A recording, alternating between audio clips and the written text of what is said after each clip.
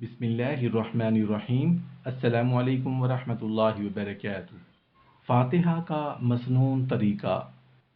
फातिहा जो कब्र पर पढ़ी जाती है उसका मसनून तरीका क्या क्या है? फातिहा कब्र पर ही जाकर क्यों, घर पर पढ़ दी जाए तो सवाब पहुँचेगा या नहीं?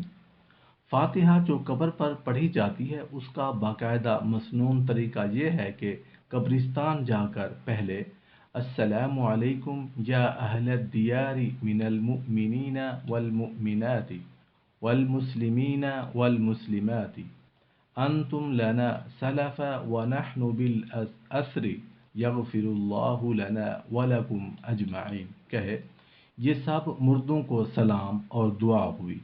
इसके बाद सूरह तकासुर एक बार, सूरह अखलास यानी कुल हुवल्लाहु अहद 11 बार, और अगर हिम्मत ज़्यादा हो तो सूरह यासीन भी एक बार पढ़ लें।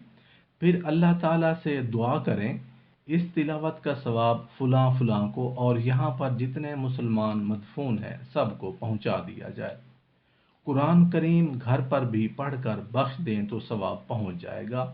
अगर सिर्फ सवाब पहुँचाने का इरादा है तो उसके लिए कब्रिस्तान जाने की ज़रूरत नहीं।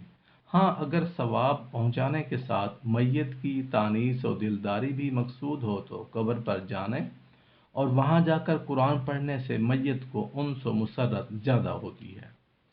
ईसाल सवाब का जो कुरान और हदीस और सहाबा कराम रिज़वानुल्लाहि ताला अलैहिम अजमाइन से साबित तरीका है वो ये है कि कुछ कुरान पढ़कर या फ़कीरों, गरीबों, यतीमों और बेवाओं को खाना खिला दिया करें या कपड़ा दे दिया करें। कोई नेक काम खुदा और रसूल की मर्ज़ी का करके उसका सवाब रसूलुल्लाह सल्लल्लाहु अलैहि वसल्लम को बख्श कर जिसको और चाहे सबको बख्श दें, और जहाँ तक हो लोगों से छुपा कर महज अल्लाह के लिए करें और नियत इस तरह करें कि या अल्लाह, ये जो कुछ हमने पढ़ा है या सदका किया है, नेक काम किया है, इन सब का सवाब हजूर सल्लल्लाहु अलैहि वसल्लम को पहुँचा कर फलां को पहुँच